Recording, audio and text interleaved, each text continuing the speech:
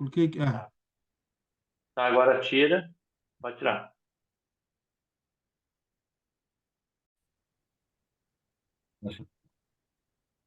isso aí. Agora tá começando a gravar. Então, uma boa noite, é uma alegria estar com vocês mais uma vez, para a gente conversar um pouco sobre a palavra de Deus, né? E é uma alegria. Mas eu queria pedir, de repente, para uma das irmãs aí, normalmente os homens têm orado aí. Adriana, tu consegue fazer uma oração para a gente dar início aí, pode ser? Posso sim. Vamos orar então. Pai amado, Pai querido, obrigada, Senhor, por mais um dia de vida que nos concede, ó Pai. Obrigada, Pai amado, por mais um dia de estudo, ó Pai querido, da Tua palavra, Senhor. Esteja, Paizinho, conosco, ó Pai, conduzindo, Senhor, essa aula, Pai amado. Esteja nos capacitando cada dia, Senhor, para que a gente possa entender a Tua palavra, para que a gente possa falar, Senhor, do Teu Evangelho, ó Pai, para que a gente possa adquirir o conhecimento, Senhor, para levar a quem está precisando, Senhor. Nos capacite, ó Pai, capacite o professor, Senhor, abençoe a nossa aula e que a gente possa realmente aproveitar o máximo, Senhor, para aprender, Senhor, o que Tu queres nos ensinar, Senhor, para que a gente possa ser melhor, Senhor, para que a gente possa realmente estar preparado, Senhor, ao que está por vir, Senhor. Muito obrigado, Paizinho. Te agradeço, Pai querido, pela vida das irmãs que estão aqui nessa noite. Agradeço pela vida do professor Tiago, a vida do Marcos, ó Pai amado, e os demais que estarão se achegando, Senhor. Abençoa também a vida do pastor, ó Pai amado. Esteja, Senhor, restaurando a saúde dele. Te agradeço, Paizinho, por tudo, em nome do Senhor Jesus. Amém, Senhor. Amém. Amém. Amém. Amém. Tudo com oração fica mais agradável a Deus, né? E o Pastor, olha estudo que eu recebi, pastor. Tu conseguiu? Olha que maravilha. Tá com... Aqui tá na minha região tá difícil de chegar os materiais, né? Então, Pois esse aqui eu comprei Esse, na segunda-feira passada, né? Depois da aula que o senhor indicou. E para ser sincero, apesar dele estar fechado aqui, ele chegou no sábado ainda. pô, coisa boa, rápido, rápido. comprou pela o mercado. Para onde tu comprou, Marcos? Esse aí? Veio pela Shekinah, Ah, sim, é de sim. Criciúma, que estava mais barato que as outras, inclusive. Que legal, Marcos. É uma boa literatura. O Henk foi meu colega aqui, na ESC, aqui na época do doutorado, e aí ele tem escrito bons materiais aí. Aqueles da Bíblia, né? Que ele trata da história de Israel, ele tem os outros da Bíblia, onde ele trata dos povos vizinhos que interagiram com Israel, né, na sua história. Ele publicou mais recentemente agora Nós e a Bíblia, né? A relação da Bíblia no cristianismo e no judaísmo. E ele saiu também agora pela Thomas Nelson, a terceira edição do Atlas Bíblico dele também. E ele, Uhum. ele tem formação em design também, então os desenhos ele que faz, né? Então, além de ser um bom historiador e teólogo, ele é um bom desenhista também. Os materiais dele são muito bons aí. E uma das coisas boas, no geral, assim, dessa literatura da Thomas Nelson é que ela está com um preço mais, digamos assim, mais adequado para a realidade brasileira. Normalmente o livro é muito caro, né? Os livros estão cada vez mais caros, né? Então, bom proveito. Então, Pelo valor, eu não leio lá quando eu comprei, né? Eu fui na indicação, né? Mas pelo valor eu achei que fosse um livro fino, de poucas páginas, né? Mas aham. não, é um livro bem, bem grosso aqui. Deixa eu ver quantas páginas são. São 415 páginas. Então, É, bem tranquilo. Só uma pergunta. O autor aqui, ele não é aqui da região noroeste do estado?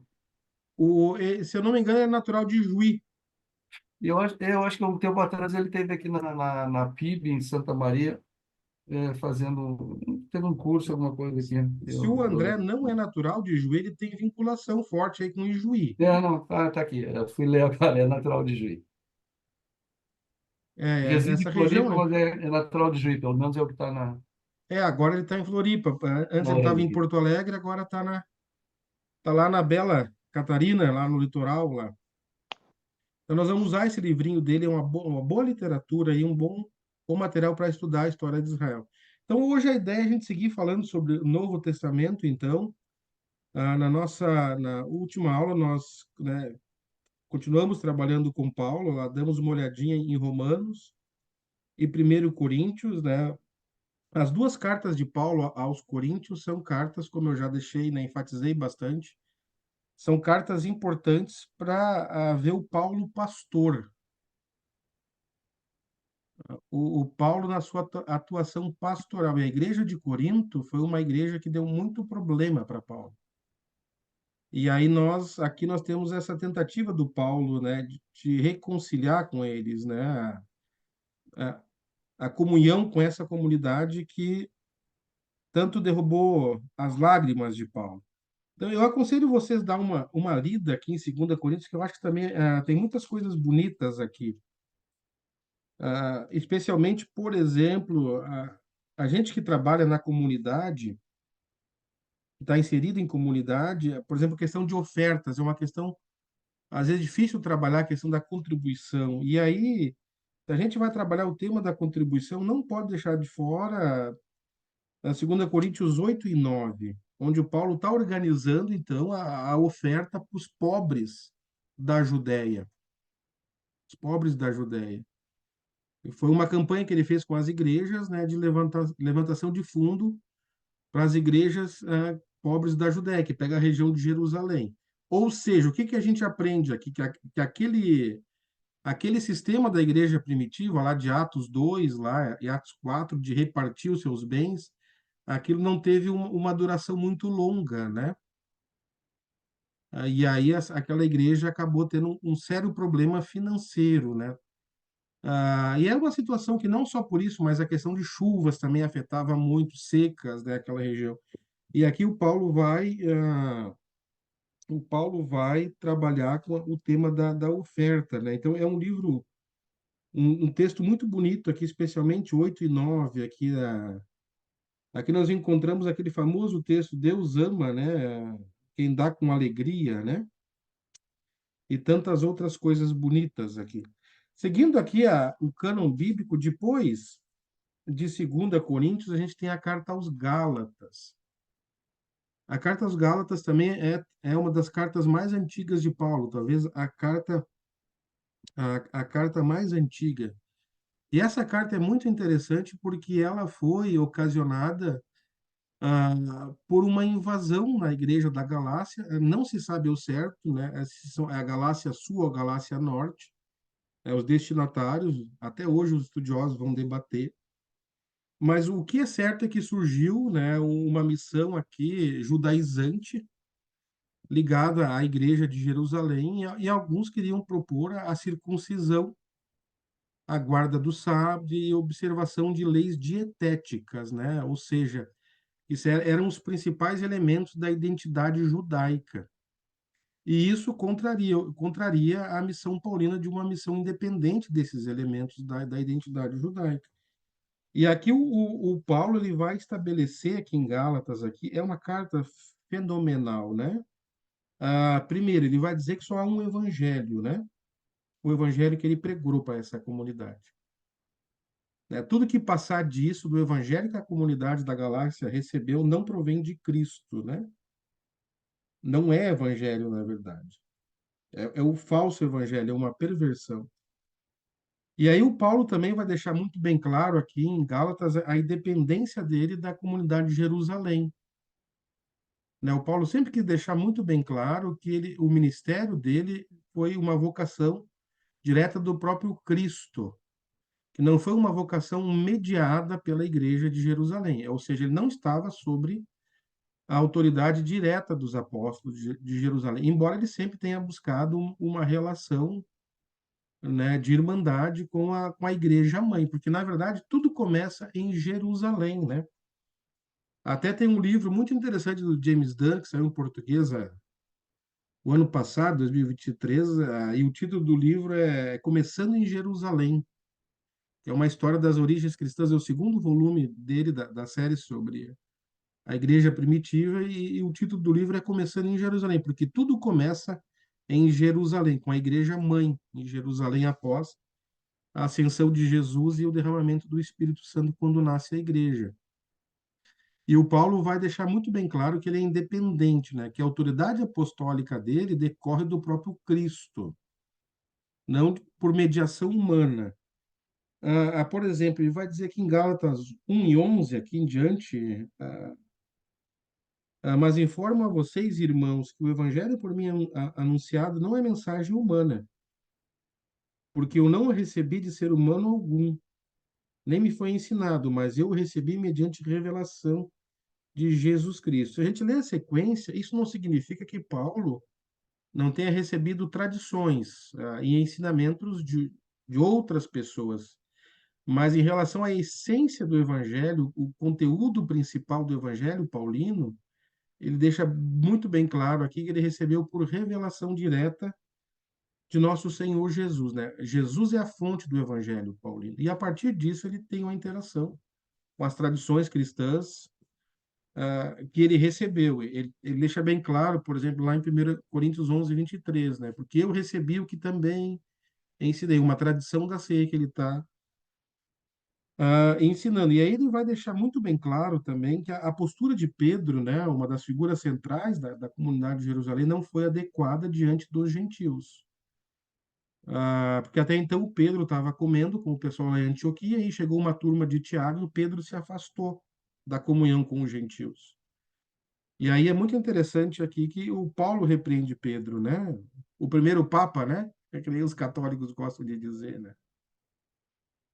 Mas até o Papa Pedro, né, teve que ser repreendido por Paulo, porque estava tendo uma conduta que estava fazendo acepção de pessoas, né? E uma das coisas mais belas do Evangelho é que o Evangelho não faz acepção de pessoas. O Evangelho é para todas as raças, povos, tribos e línguas, né? Não tem mais a identidade judaica, que foi aquilo que Paulo combateu, o sábado, a circuncisão, as leis dietéticas. Não. Agora, o que é importante é a fé em Cristo. E por meio da fé em Cristo, os gentios e os judeus se tornam o povo de Deus nessa dispensação, se tornam a igreja. E aí o Paulo vai tratar também aqui em Gálatas aqui o tema da justificação, né? Que ninguém vai ser justificado, por exemplo, aqui em 2:15, né? Ele fala: "Nós judeus por natureza e não pecadores dentre os gentios". Ele deixa claro que os gentios têm que os judeus têm a sua importância. Mas, contudo, né, que o ser humano não é justificado por obras da lei, e sim mediante a fé em Cristo Jesus. Também temos crido em Cristo Jesus para que nós fôssemos justificados pela fé em Cristo, não por obras da lei, pois por obras da lei ninguém será justificado. Ou seja, o Paulo diz que a lei ela teve a sua importância até a vinda de Cristo. A partir de Cristo, ninguém mais é justificado diante de Deus pela lei, mas pela fé em Cristo. Ele também vai dizer lá em Romanos 10, né, 5, que Cristo é o fim da lei, que a lei chega, a lei tem a sua completude em Cristo, e a partir de Cristo surge, né, uma nova lei. Ele também vai tratar disso aqui em Gálatas, né?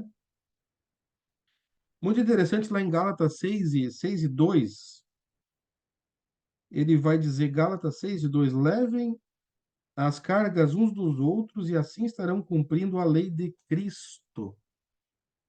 Não a lei de Moisés, mas a lei de Cristo. E aí eu fico pensando, vocês já pararam para pensar, o que será que é a lei de Cristo? Olha só, levem as cargas uns dos outros, umas das outras, e vocês vão cumprir a lei de Cristo. E aí a gente precisa olhar também para Jesus, né? Quando o mestre da lei para Jesus perguntou qual é o maior mandamento da lei, né? E Jesus respondeu com um duplo mandamento: amar Deus sobre todas as coisas, né? E o próximo como a si mesmo. Então, aqui a lei de Cristo, muito provavelmente, que o Paulo está falando, é essa lei do amor. E lógico, o Paulo também deixa bem claro que aquele que ama a Deus e ama o seu próximo, a sua próxima, ele vai obedecer à lei porque ele não vai fazer nada que vai ferir o outro, a outra. Ele não vai roubar, ele não vai matar, ele não vai adulterar, ele não vai fazer nada de prejuízo, bem pelo contrário, ele vai seguir o exemplo de Cristo no trato em relação às outras pessoas. Então, nesse sentido, a gente até pode dizer que há continuidade entre a lei moral, o aspecto moral da lei, com o evangelho. Agora, todo o aspecto ritual, o aspecto civil, ele cai por terra.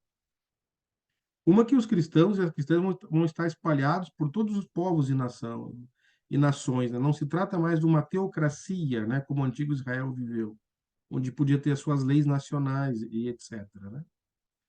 Então, para Paulo isso já cai por terra, mas a lei de Cristo, a lei do amor permanece. E isso a gente precisa redescobrir hoje como igreja também. Eu gosto muito daquilo que João diz lá, né, que a gente diz que ama. A gente não ama o próximo que vê e vai dizer que ama Deus que não vê. Vocês já pararam para pensar? E a igreja que não ama, ela precisa se avaliar. Cristã que não ama o outro e a outra, precisa se avaliar. E quando a gente fala aqui na lei de Cristo, aqui, a gente precisa olhar uma outra carta de Paulo para entender o que Paulo está falando também aqui. Então, aqui em Filipenses, aqui em Gálatas, em resumo, o Paulo tratando da nova vida cristã independente da lei. E que essa é uma vida de liberdade. E essa vida em liberdade, ela tem que ser caracterizada pelo fruto do Espírito. E aí o Paulo vai deixar muito bem claro que ainda mesmo vivendo sob o poder do Espírito, sendo pessoas espirituais, a carne é um elemento que se faz presente na nossa vida. Então, aqui no capítulo 5, né, o Paulo vai deixar bem claro ainda que a carne é uma realidade presente, essa inclinação para o pecado, mas nós, por meio do Espírito, temos que manifestar o fruto do Espírito. E o primeiro fruto do Espírito, o primeiro que ele menciona, é o amor, que é a base de todos os demais gomos. Vamos usar uma imagem de uma bergamota. Todos os demais gomos desse fruto são definidos pelo amor que vai estabelecer a lei de Cristo. E aí eu quero olhar com vocês a carta de Paulo aos Filipenses. Gálatas, vem Efésios e logo depois vem Filipenses.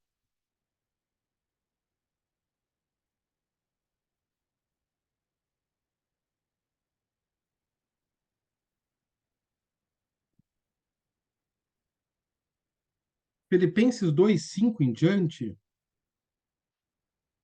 Se a igreja de Corinto foi uma das igrejas ou a igreja que deu mais problema para Paulo, a igreja de Filipos foi a igreja que deu mais alegria para Paulo. Se vocês lerem a carta aos Filipenses, vocês vão ver que o tema da alegria percorre toda a carta. Paulo está preso numa situação delicada, mas o tema da alegria está muito presente. Só que essa igreja ela tinha um problema de desunião, de falta de unidade. E parece que o problema estava relacionado com duas mulheres, duas lideranças da comunidade. Que Paulo menciona essas duas mulheres lá no capítulo 4 e versículo 2. O Paulo diz aqui: peço a Evódia e peço a Sintique, que no Senhor tenham o mesmo modo de pensar. E aí ele segue dizendo no versículo 13: peço também a você, fiel companheiro de jugo, que auxilie essas mulheres, pois juntas se esforçaram comigo no Evangelho, juntamente com Clemente e com os demais cooperadores meus, cujos nomes se encontram no livro da vida. Então, Paulo menciona duas cooperadoras aqui dele, e eu não sei como é que funciona essa questão de ordenação feminina, o ministério feminino na igreja de vocês. Mas o Paulo deixa claro aqui que elas muito se esforçaram comigo no evangelho, ele diz, né? E com os demais cooperadores. Ou seja, o Paulo coloca elas no rol de cooperadores e cooperadoras. que ele tinha no Evangelho. Isso é outro detalhe interessante do ministério paulino. O Paulo aprendeu que o segredo não é fazer tudo sozinho. Tem pastor, tem pastora, tem ministro, gente que trabalha na igreja, que acha que precisa levar tudo nas costas sozinha. Ele que vai resolver todo. Não, isso é um equívoco. O Paulo aprendeu que ele precisa ter gente para trabalhar com ele. E tu lê as cartas, você lê as cartas de Paulo, prestem atenção na quantidade de nome de pessoas que Paulo menciona. O fulano, meu computador, meu cooperador, a fulana, minha cooperadora.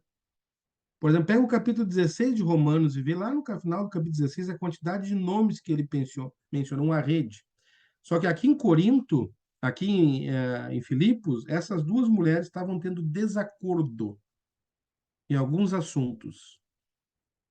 E o Paulo precisa unir a comunidade, que talvez mais gente estivesse tomando partido em torno de cada uma delas, né? Da Evódia e da Sinti, que teve até alguém que tentou associar uma dessas duas aqui, talvez, especialmente a Evódia, com a Lídia, lá de Atos 16, quando Paulo funda a comunidade de Filipos lá. A primeira pessoa que ele batiza lá em Filipos é uma mulher chamada Lídia, mas na verdade Lídia é o nome de uma região, né?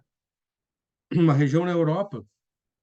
Então talvez não seja o nome dela, talvez a Lídia é possível, não estou afirmando isso categoricamente, que Lídia seja uma dessas duas aqui, talvez a Evódia, mas não se tem certeza. E aí, até Paulo, antes de Paulo chegar aqui para pedir essa concordância entre elas, ele apresenta daí no capítulo 2 e versículo 5 a 11, um dos textos mais belos do Novo Testamento.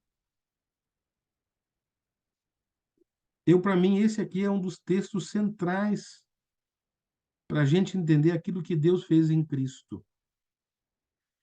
E a gente pode começar aqui no capítulo 2, versículo 1.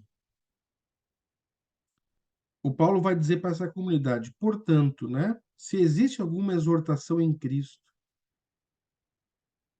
alguma consolação de amor, alguma comunhão do Espírito, se há profundo afeto e sentimento de compaixão, então completem a minha alegria, tendo o mesmo modo de pensar,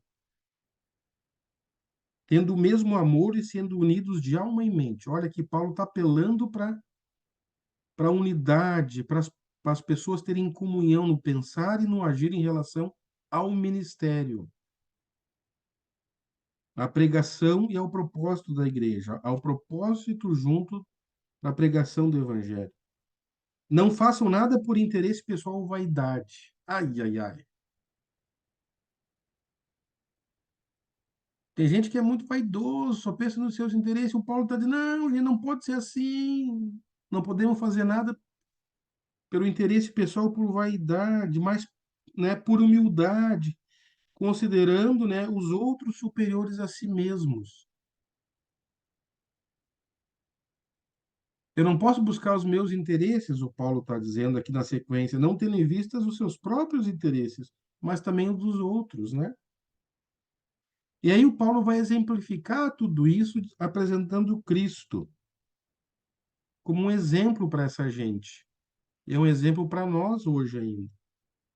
Filipenses 2:5. Tenho entre vocês o mesmo modo de pensar de Cristo Jesus. A ideia aqui não é só o modo de pensar, tem a atitude de Cristo. Ajam como Cristo. O Lutero ele usa uma expressão muito bonita, que a gente tem que ser pequenos cristos. Pequeno Cristo para o nosso próximo e para a nossa próxima. É o que o Paulo está dizendo aqui. Tem a mesma atitude, a mesma maneira de agir que Cristo teve. É o versículo 6. E aí Paulo vai dizendo que esse Cristo que existia na forma de Deus, aqui o Paulo aponta para a pré-existência de Cristo junto a Deus, dizendo que o mesmo existindo na forma de Deus, que ele existia na forma de Deus. E aí ele não considerou o ser igual a Deus algo que deveria ser retido a qualquer custo. A tradução do Almeida antiga dizia usurpação, se vocês lembram, né? O qual, em forma de Deus, não teve por usurpação ser igual a Deus.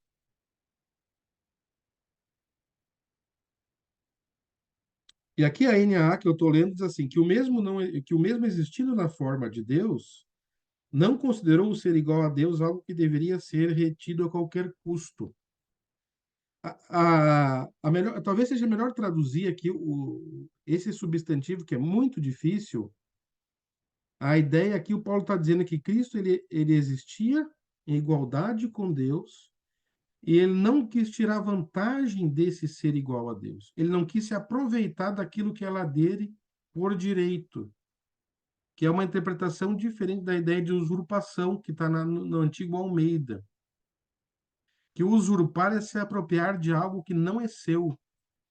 Até tinha uma novelinha do SBT que a minha irmã assistia, que era A Usurpadora, que tinha duas irmãs, e uma queria usurpar o lugar da outra, né? Mas a ideia aqui do harpagmos é não tirar vantagem daquilo que te pertence. Ou seja, o Paulo está dizendo que Cristo, ele não quis tirar vantagem da sua condição divina. E aí o versículo 7, pelo contrário, ele se esvaziou, assumindo a forma de servo, de escravo. O texto grego não fala de servo, fala de doulos, fala de escravo. Diz que ele se esvaziou de si a forma de servo, de escravo, tornando-se semelhante aos seres humanos e reconhecido em figura humana. Ou seja, aqui Paulo está dizendo que ele encarnou, que esse ser divino não quis tirar vantagem daquilo que era seu. Ele não pensou nos seus próprios interesses, o que o Paulo estava dizendo antes aqui. E aí o Paulo prossegue, que vai dizer que, no versículo 8, ele se humilhou, tornando-se obediente até a morte, e morte de cruz. O Paulo quer mostrar que a lei de Cristo, o paradigma de Cristo, é esse paradigma de colocar o bem-estar, o interesse dos outros acima dos seus próprios interesses. A partir do exemplo de Cristo, que se esvazia, vamos dizer, entre aspas, da sua divindade e se torna um ser humano.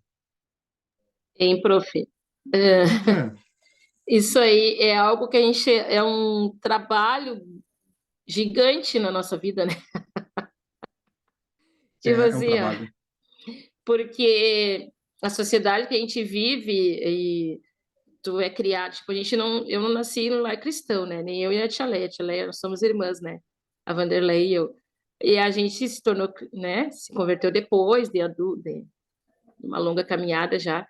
E aí tu aprende que tu tem que ser melhor que todo mundo, que tu tem que sobressair em relação a todo mundo, independente, né, que muitas vezes não tem que estender a mão, que muitas vezes é totalmente distorcido. Aí tu aprende a Uhum. palavra, é totalmente o que tu tem que tirar tudo aquilo, realmente se esvaziar ali, que nem Cristo se esvaziou, né? Claro que a gente, né?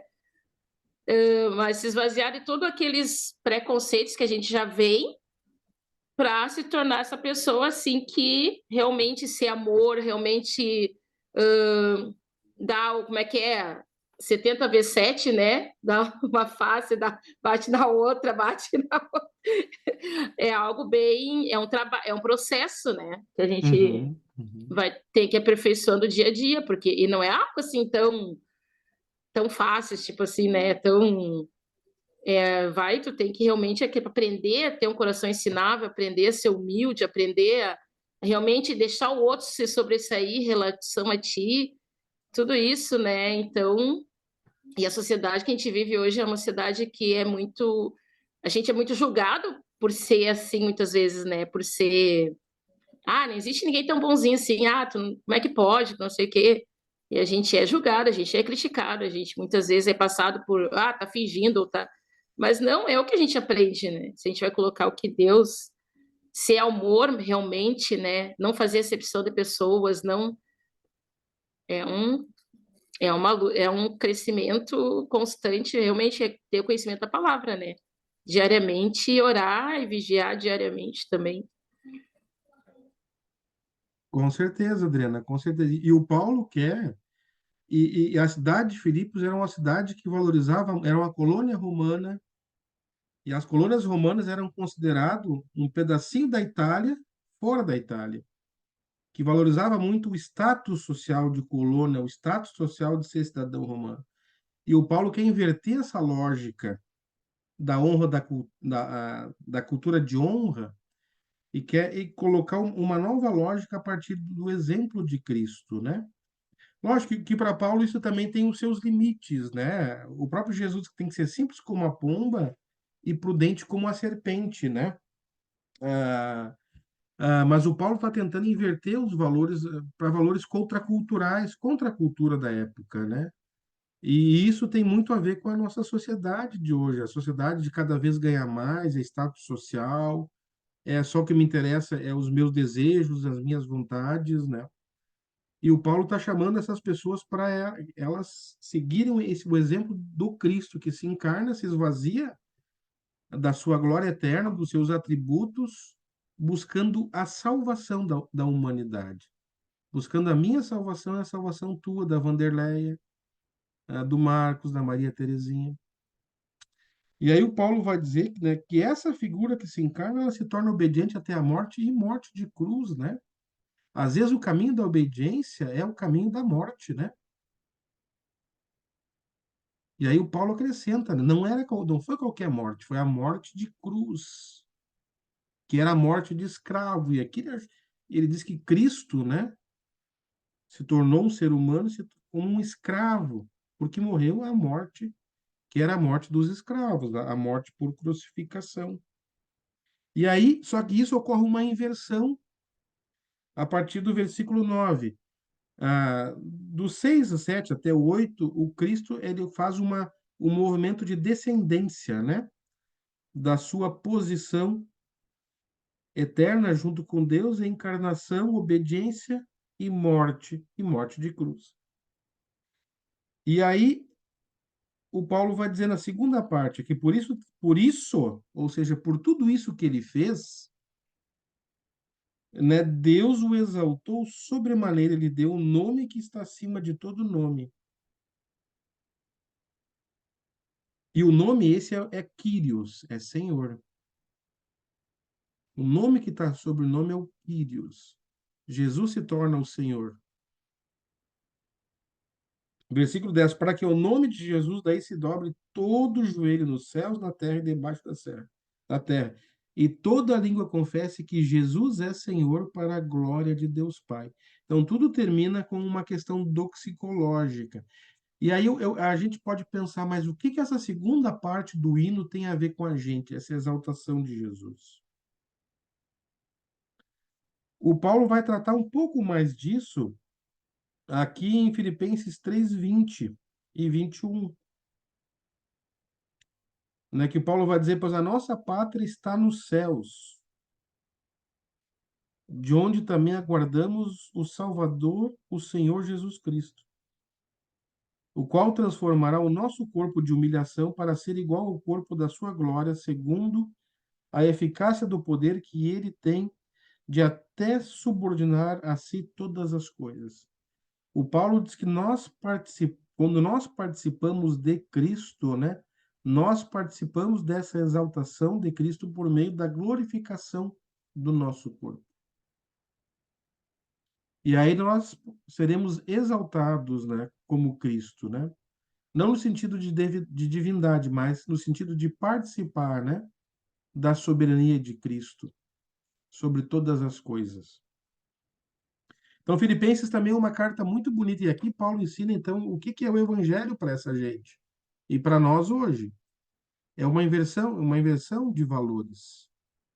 Pensando numa cultura, então, que valorizava muito essa questão da honra e da dignidade humana como elementos, né? Como elementos de dignidade, elementos humanos. Ele vai falar também, aqui em Filipenses 3, né? Quando ele vai falar dos judaizantes,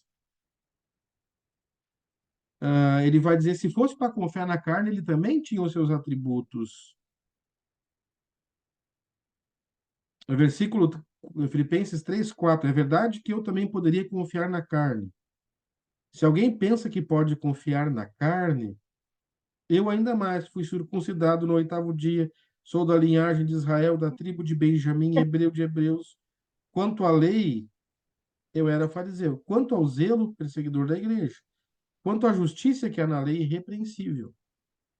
Ou seja, Paulo também tinha elementos que, né, de honra dentro da cultura judaica, dentro do judaísmo. E aí no versículo 7 ele vai dizer algo muito fantástico também. Só para amanhã. Mas o que era para mim, mas o que para mim era lucro, isso considerei perda por causa de Cristo, né? Na verdade, considero tudo como perda por causa da sublimidade do conhecimento de Cristo, meu Senhor. Por causa dele eu perdi todas as coisas e as considero como lixo, para ganhar a Cristo e ser achado nele, não tendo justiça própria, justiça que procede da lei, etc, né? São amassadinhos, às vezes. Acho que a dona Maria está com o áudio aberto aí, ou ela quer comentar alguma coisa sobre a aula. Mandioca parece que ela disse que gosta de mandioca mais frita. Então, Então, o Paulo ele faz dá para fazer bolinho também de mandioca que a gente faz de batata. ó, já botei, agora eu vi que eu posso botar o mute aqui, porque senão vão ficar com fome, né? Os bolinhos de batata. Ela tá cozinhando. Mandioca. Bolinha de mandioca é bom. Quem gostava de trabalhar com metáforas assim era o Rubem Alves, né? E surgiu um livro há uns anos atrás, uma introdução à teologia, uma introdução ecumênica à teologia, que era a Casa da Teologia. Eles apresentam a teologia como uma casa. Aí tem a parte da cozinha, né? De fazer a comida e tal. E aí Jesus também. Jesus era genial, né? É o nosso Senhor, né? A comensalidade, né? O poder de comer juntos, né? As refeições que ele tinha com as pessoas, o momento de comunhão. Então, os bolinhos de batata, olha, um bolinho de batata, a minha sogra faz muito bom. Isso tem a ver com teologia também. Jesus fazia teologia com comida, né? E não é por acaso, né, que os três principais elementos da refeição no mundo antigo entraram o cristianismo, né? O pão e o vinho na Santa Ceia e o óleo, né? Também era usado para comer na unção, né? Então, a comida está misturada com a teologia desde o início, né? Então, as cartas de Paulo, elas são, assim, um celeiro riquíssimos para a gente redescobrir o Evangelho. Não só Romanos, todas as cartas de Paulo. A pequena carta aos Filipenses, ela também nos ajuda a redescobrir esses valores do Evangelho. E o Paulo, ele quer fazer isso, ele quer gerar Cristo nessas comunidades, nessas pessoas, nesses filhos da fé. E, consequentemente, gerar Cristo, fortalecer a fé. Ele não tinha consciência disso, né? Na gente que hoje está lendo as cartas de Paulo. E aí a gente poderia olhar tantas coisas nas cartas de Paulo. Primeira e segunda Tessalonicenses, com o tema da segunda volta de Jesus, né? A própria carta aos Efésios também é uma carta muito bonita também. As cartas pastorais, 1ª e 2ª Timóteo, ou seja, tem tanta coisa assim que, infelizmente, pelo nosso tempo, a gente não consegue trabalhar. O James Dunn diz um negócio muito bonito sobre Paulo, que Paulo foi o primeiro e maior teólogo cristão, né? Não que outros não tenham pensado e feito teologia antes dele, porque outros fizeram, mas o lugar de destaque, né, o grande lugar de destaque, pertence a Paulo, como primeiro e grande e maior teólogo. E Paulo conseguiu a genialidade de fazer teologia para a vida. E a gente precisa redescobrir hoje a nossa leitura bíblica nas cartas de Paulo, no Novo Testamento como um todo. Isso precisa inspirar a vida das pessoas, né? Como Paulo fez, uma teologia para a vida. Mas não para qualquer tipo de vida, né? Uma vida que segue o evangelho como transmitido, o evangelho que transforma e faz as pessoas serem como Cristo. E aí eu quero abrir antes da gente ir para o intervalo, para a gente conversar alguma coisinha sobre as cartas de Paulo, a partir das leituras de vocês, que vocês, leituras pessoais, coisas da igreja, a gente pode abrir talvez aí para assuntos mais gerais aí sobre as cartas de Paulo, para na segunda parte mudar um pouco o assunto daí para outras cartas.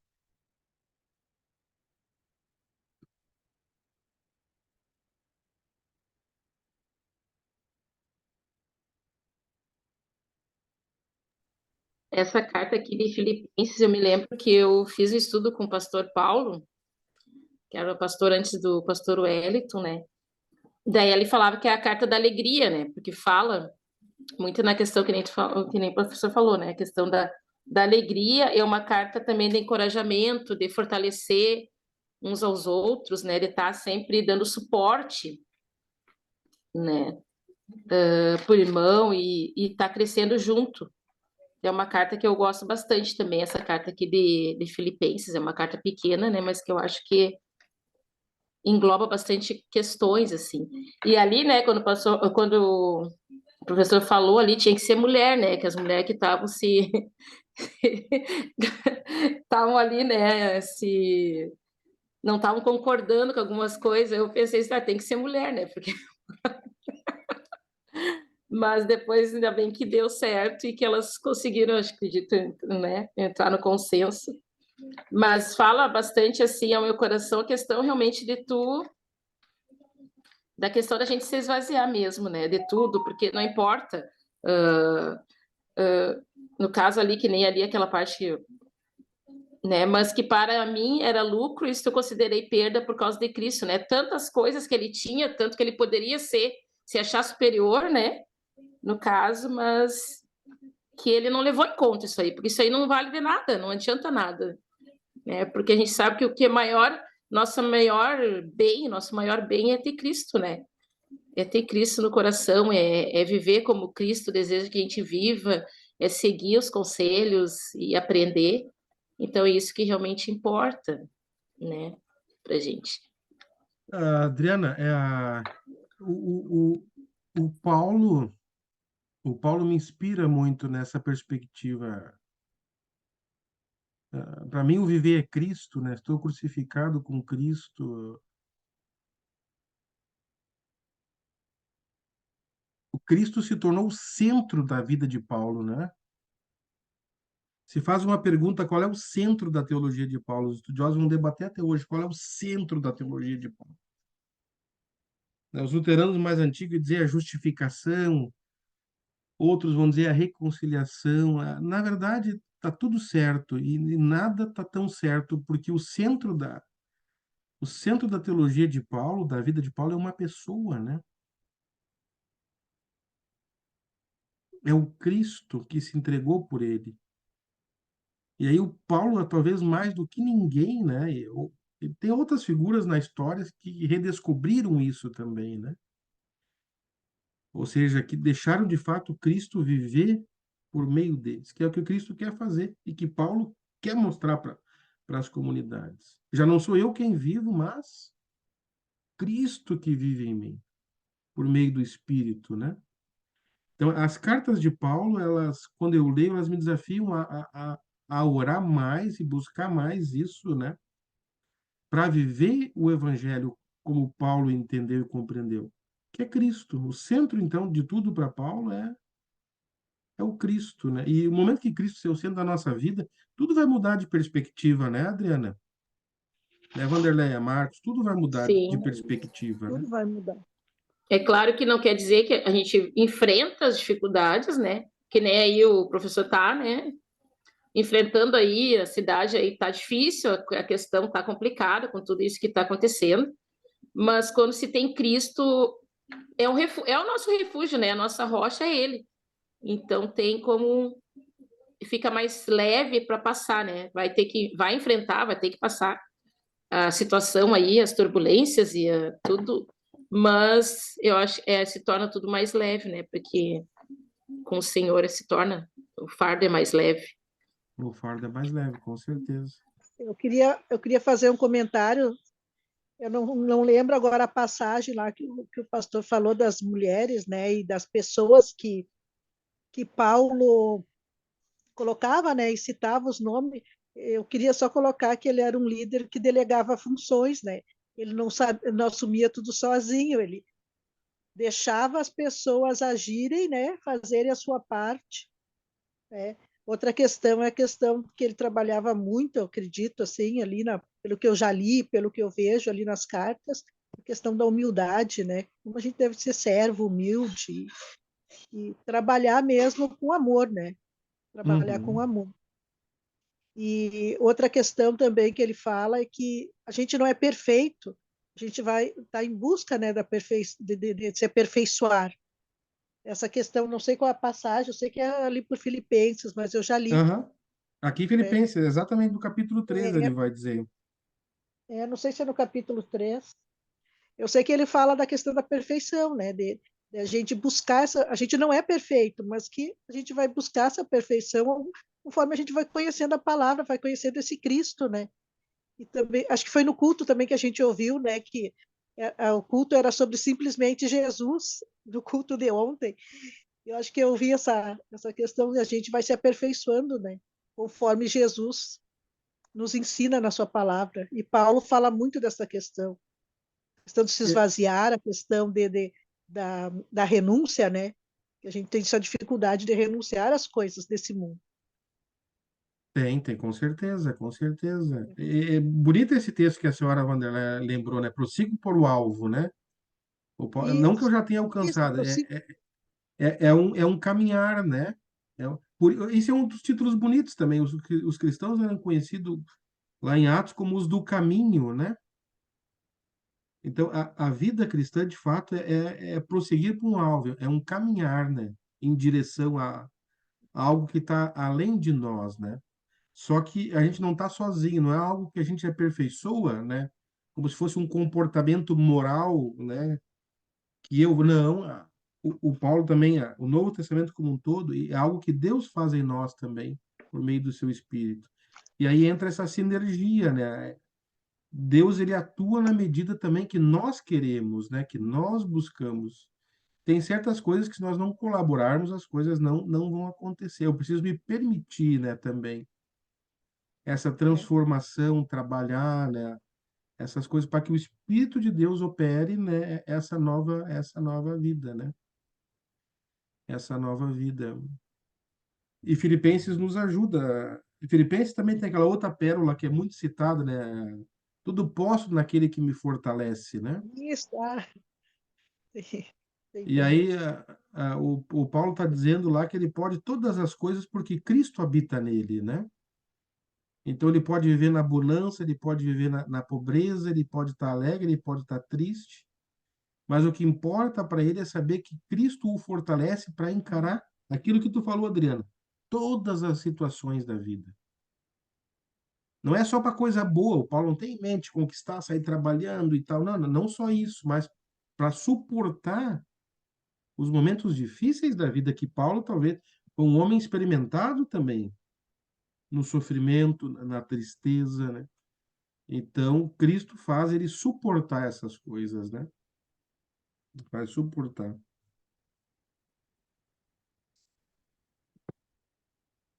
Se não houver mais nenhum comentário, vamos fazer 5 minutinhos para tomar água e ir no banheiro, a gente já volta, então? Pode ser, Marcos? Ou tu tem algum comentário ainda? Não, podemos Então ir tá, para o dona. intervalo. Tá Daí bem depois explicado. a dona. Contribuição das irmãs fenomenal aí. E depois a dona Maria Vamos Terezinha vai fazer o mostrar para lanche. nós os bolinhos de batata, A receita dos bolinhos de mandioca. bolinho de mandioca, isso. Então tá, 20h45, 20h50 nós retornamos, então. Tá Combinado. bom. Então tá.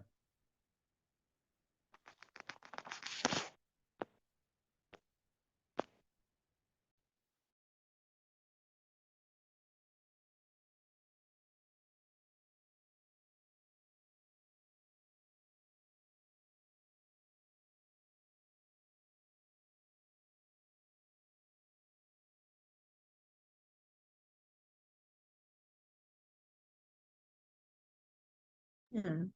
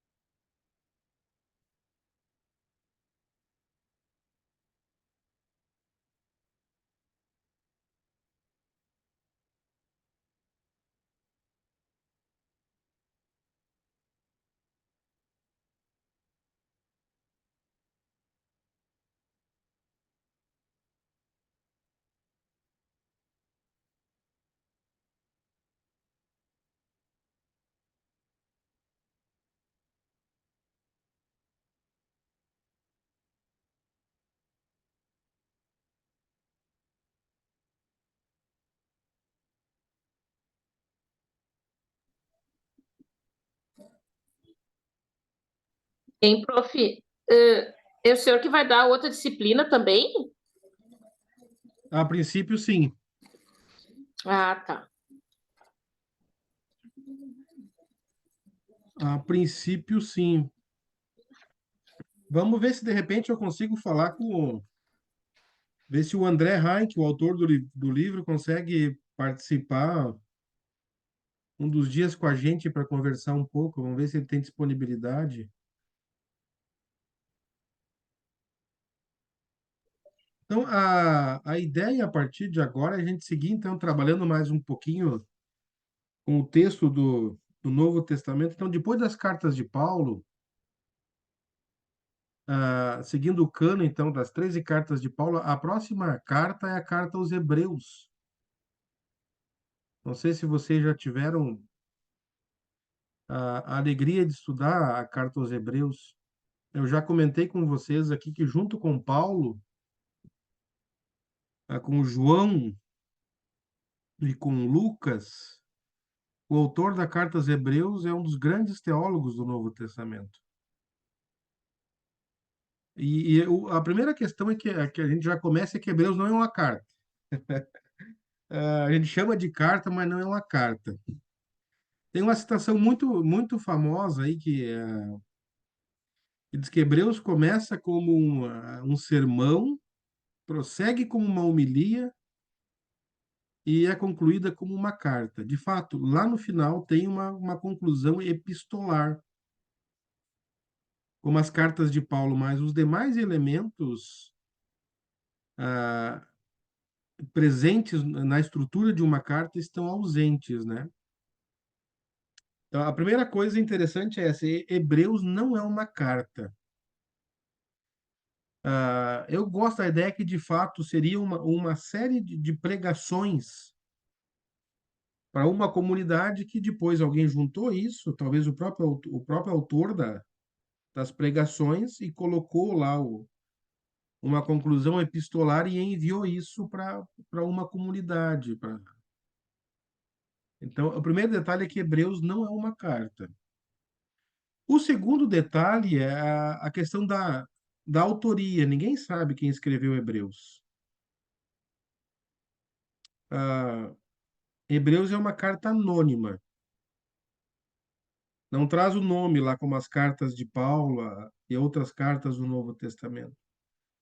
Formalmente, ela é uma carta anônima. O nome do autor não aparece em nenhum lugar na carta. Então, ela é uma carta anônima. Então, a datação também é uma questão também que é muito discutida. Eu não sei se vocês já estudaram alguma coisa sobre a datação de Hebreus, mas eu acho que um pouco antes dos anos 70. Hebreus deve ter surgido ali, talvez por volta ali dos anos 65, ou seja, em algum período ali dos anos 60. Porque um forte argumento para Hebreus ser escrito antes de 70 é que o autor não menciona a destruição do Templo de Jerusalém. E aí esse seria um bom argumento para a teologia do livro. Mostrar que o fim do sacerdócio levítico, né, e do sistema sacrificial do Antigo Testamento. Como o autor não menciona isso, e o templo foi destruído pelos romanos no ano 70, isso indica que Hebreus foi escrito antes. Então, uma data aí, né, em torno dos anos 60, talvez na metade, aí se adequou melhor em relação à datação. Uma outra coisa interessante é o título aos Hebreus. Esse título ele também não é original, mas decorre-se do conteúdo da carta. Quando a gente lê a carta aos Hebreus, parece que o conteúdo dela parece que aponta para pessoas que estavam correndo um sério risco de deixarem a fé em Jesus e voltarem para o judaísmo, abandonarem Jesus como Messias e voltarem a serem judeus e não reconhecer Jesus como Messias. E isso foi um perigo para os primeiros cristãos, né? O cristianismo ele era uma das seitas judaicas e por fim ele vai acabar se separando do judaísmo, né? Mais para o final do século I, do século II, até se tornar uma religião predominantemente gentia e uma religião distinta, né? No século I ainda era uma das seitas judaica, e aí vista com muitos, né, de forma muito negativa para certos setores judaicos, né? Então essas pessoas, muitos cristãos e muitas cristãs, estavam correndo o perigo de voltar para o judaísmo. E o autor, um dos propósitos do autor de Hebreus, dos sermões de Hebreu, que vai dar origem à carta, é mostrar a superioridade da fé em Cristo. O primeiro tema interessante de Hebreus é que Deus fala. É o Deus que fala. O primeiro versículo já começa dizendo, né? Antigamente Deus falou. Muitas vezes, de muitas maneiras, aos pais, né?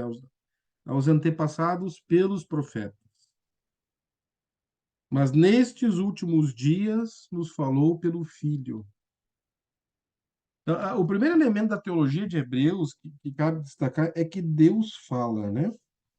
Ah, Deus fala através do Antigo Testamento. Então, a carta aos Hebreus, ela é uma carta que cita muito o Antigo Testamento, que a teologia de Hebreus parte muito do Antigo Testamento. Então, para entender bem a carta aos Hebreus, precisa mergulhar lá no, especialmente no Pentateuco, lá especialmente em Levíticos, né, em Deuteronômio, que tratam muito do sistema sacrificial das festas e tal. Então, o primeiro elemento é o Deus que fala, é o Deus que se revela, que se dá a conhecer. E aí o autor, ele reconhece, em primeiro lugar, a presença dos profetas, né? Que eram os porta-vozes de Deus no Antigo Testamento. E até o próprio Moisés é considerado um profeta, né?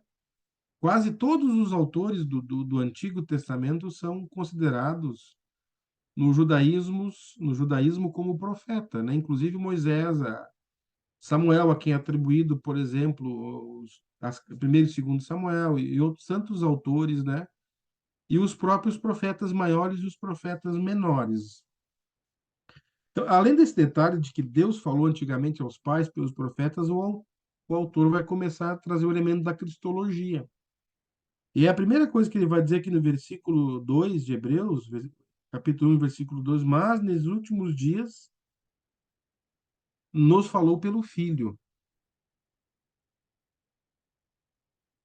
a quem constituiu o herdeiro de todas as coisas. Olha só que interessante. O Filho de Deus, que é herdeiro de todas as coisas, de tudo aquilo que é de Deus, e pelo qual também fez o universo. Já apresenta Cristo como o Criador, né? De todas as coisas também. Versículo 3, o Filho que é o resplendor da glória de Deus. O João também usa muito essa linguagem, né? Vimos a sua glória, uma glória do unigênito de Deus. E aí o autor de Hebreus vai dizer que o Filho é a expressão exata do seu ser. Eu gosto muito desse texto aqui. O Filho é uma expressão, é como se fosse uma cópia idêntica do Pai, embora seja uma pessoa distinta. Não vamos cair naquela heresia que diz, né, que é o Pai, o Filho e o Espírito Santo são manifestações da mesma pessoa, né, o modalismo ou o sabianismo. Não. O Novo Testamento já desenvolve, né, incipientemente, claramente uma doutrina da Trindade, né? O Filho é, de fato, como se fosse, entre aspas, uma cópia do Pai, mas ele é um ser distinto, né? Até interessante, pegando esse texto, né, que o Filho é o resplendor da glória do Pai. Vamos voltar em Colossenses.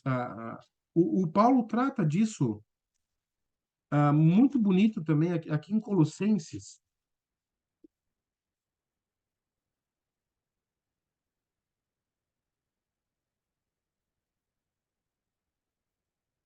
Aqui, pegamos o elemento da cristologia, vamos linkar esse texto primeiro com Filipenses 1, Colossenses 1,15. O Paulo diz em Colossenses 1,15 que Jesus é a imagem do Deus invisível.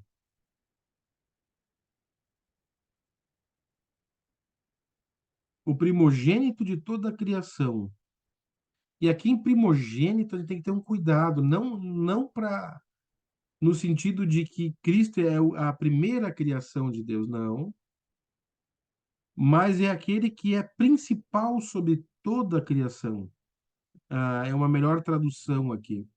A ideia é que Cristo tem superioridade sobre toda a criação. E aí o Paulo vai deixar claro isso no versículo 16. Pois nele foram criadas todas as coisas, nos céus e sobre a terra, as visíveis e as invisíveis, sejam tronos, soberanias, quer principados, quer potestades. Tudo foi criado por meio dele e para ele, e para ele. Ele é antes de todas as coisas e nele tudo subsiste. Ele é o cabeça da igreja. Ele é o cabeça do corpo que é a igreja. Ele é o princípio, ele é o começo, o primogênito dentre os mortos. Aquele é o primeiro, porque a ressurreição de Cristo é a primeira na sua ordem. Uma ressurreição escatológica que aponta à ressurreição do povo de Deus. Aqui, primogênito tem esse sentido de primeiro, né? Para ter primazia sobre todas as coisas, porque Deus achou por bem que nele residisse toda a plenitude da divindade. Ele é a manifestação plena de quem Deus é. Isso é muito interessante. Vocês já pararam para pensar que quem define quem Deus é Jesus Cristo?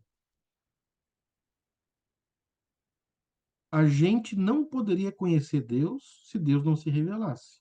Isso é um elemento básico da teologia sistemática. A gente só conhece Deus porque Deus se dá a conhecer. E aí, segundo o Novo Testamento, digamos assim, o rosto de Deus, a manifestação plena de Deus se dá por meio de Jesus. Aquilo que nós vimos em João, lembra, Adriana? O que revela, o que mostra quem é o Pai, é Jesus. O Paulo também deixa claro.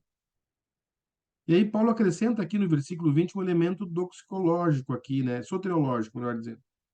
E havendo feito a paz pelo sangue da cruz, por meio dele reconciliasse consigo todas as coisas, quer sobre a terra, quer nos céus. Todas as coisas, né? A criação, né? Essas enchentes, né? Que nós estamos vivendo no nosso estado aqui, o Paulo fala lá de três gemidos lá no capítulo 8 de Romanos, e um dos gemidos é o gemido da criação. E essas catástrofes são gemidos da criação. A criação está gemendo. E o Paulo diz lá: a criação se tornou inútil, sujeita ao pecado e a não estar mais no propósito de Deus por causa do pecado do ser humano. Mas a criação geme aguardando a revelação dos filhos de Deus, quando a própria criação será redimida. Porque a obra de Cristo aqui reconciliou todas as coisas, né? Quer sobre a terra, quer sobre o céu. E aqui em Colossenses 2:9, o Paulo também vai dizer, Colossenses 2:9, um outro texto interessante que a gente pode vincular lá com Hebreus. O Paulo vai dizer assim: porque nele habita corporalmente toda a plenitude da divindade. Ou seja, tudo que Deus é, eternamente na Trindade, é revelado, é manifestado plenamente em Cristo. Vamos voltar para Hebreus aqui. O Filho é o resplendor da glória de Deus, a expressão exata do seu ser, sustentando todas as coisas pela sua palavra poderosa. O Filho também fala. Não é só o Pai que fala, o Filho também fala. E a sua palavra sustenta todas as coisas, porque é uma palavra poderosa. Depois de ter feito a purificação dos pecados, assentou-se à direita da majestade nas alturas, tornando-se tão superior aos anjos quanto herdou um mais excelente nome do que eles. Que aqui é o nome de Senhor também, ou de Filho, depende da interpretação. Talvez, pelo contexto de Hebreus aqui, seja Filho. Então, a primeira coisa aqui que o autor de Hebreus vai enfatizar é que Deus fala, e especialmente por meio do Filho, que também fala. Ah, E aí, a partir disso, o primeiro grande tema da carta aos Hebreus, a gente pode dizer que é o da superioridade da pessoa e da obra de Cristo como sumo sacerdote. Né? O Paulo deixa bem claro que Cristo é o eterno, o autor de Hebreus, melhor dizendo, deixa bem claro que Cristo é o eterno e pré-existente Filho de Deus que criou o mundo e foi feito humano para prover expiação pelo pecado do seu povo. E então assentou-se à direita de Deus Pai para regressar no fim dos tempos para completar a sua obra, né? Enquanto Deus falou no passado por meio de vários profetas nesses últimos dias, falou por seu Filho. Como Criador do universo, Cristo também é o seu herdeiro. Os anjos são apenas servos ministradores que adoram o Filho. Moisés era um servo na casa de Deus. Cristo era o Filho comandando a casa, né? Com base na sua singularidade, né, como pessoa, Cristo também realizou uma obra inigualável, descrita em Hebreus, no amplo cenário do sacerdócio de Cristo. Esse é um tema interessante de Hebreus.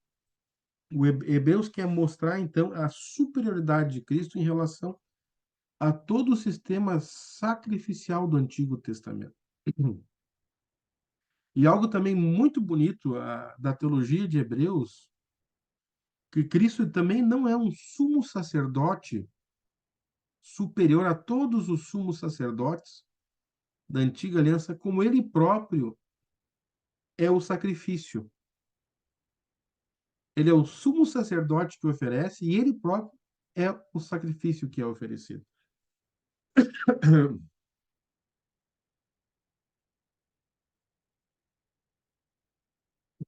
O autor aos Hebreus ele vai deixar muito claro que o sangue de animais, né, ele não era um sacrifício definitivo pelo pecado, mas era um sacrifício que tinha que ser repetido, né, a expiação anual, outros sacrifícios, sempre, continuamente. Porque tudo isso era um tipo, né, e apontava para o seu antítipo, né, que é o Cristo, o sacrifício eterno e definitivo, né, que estabelece a salvação eterna, né? Então, não mais o sangue de animais, não mais o sistema sacrificial mosaico. Agora, o sacrifício pelo pecado se dá por meio do Filho. Esses dias, a Teodora perguntou para mim, a minha filha, ela disse assim, pai, eu não consigo entender por que o sangue de Jesus purifica os pecados da gente. O que que o sangue tem a ver com o pecado? Olha a pergunta da guria. Eu disse, olha, filha, isso aí é uma boa pergunta. Eu disse, Deus estabeleceu, né, que o salário do pecado é a morte. E a única maneira de expiar o pecado é por meio da substituição. Alguém precisa morrer em lugar de alguém e derramar o sangue para ver expiação. Sem a morte, sem a expiação, sem o derramar de sangue, não há perdão dos pecados. Foi algo que Deus estabeleceu. E todos os animais do Antigo Testamento apontavam, todos os sacrifícios, todos os cordeiros mortos apontavam para Jesus. E aí tem um livrinho muito bacana de Anselmo de Cantuária. Ah, ah, Por que Deus se tornou o homem? Cur Deus homo, é o título em latim. O Anselmo entendeu, nesse pequeno livro, que é grande em conteúdo, né, que o sacrifício definitivo pelo pecado tinha que ser feito por um ser humano, que foi o próprio ser humano que desobedeceu a Deus e fez o pecado entrar na ordem criada. Então, era um ser humano que precisava pagar e expiar o pecado. Só que o Anselmo chegou a um outro problema, que ninguém a não ser o próprio Deus é capaz de expiar o pecado. Somente o próprio Deus pode lidar com o pecado. E aí o Anselmo concluiu que precisava ser alguém que fosse simultaneamente Deus e simultaneamente ser humano. que é o mistério da encarnação. O autor dos Hebreus vai falar aqui. Que esse Filho de Deus, ele se tornou ser humano como nós. O autor dos Hebreus também deixa bem claro. A única diferença é que ele não tinha, né, Adriana? Não tinha pecado, né, Marcos? Semelhante em nós em todas as coisas, com exceção do pecado, para que ele fosse um sacrifício perfeito e superior a todas as outras formas de sacrifício que são previstos no Antigo Testamento. Então, o autor dos Hebreus ele vai enfatizar muito essa questão da superioridade de Cristo. E aí que está o perigo de retornar ao judaísmo, né? E aí o que me leva a outro tema que é interessante da carta aos Hebreus, que é a necessidade da perseverança. Olha só, tem um texto bem difícil, né? Em Filipenses 6:4, em Hebreus 6:4, melhor dizendo, sobre o tema da perseverança, né? Eu vou ler aqui, alguém quer ler Hebreus 6:4 até o 8?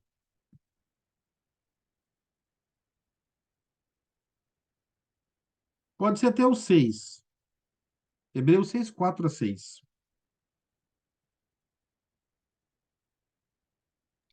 Hebreus 6, 4 a 4, 6. tá.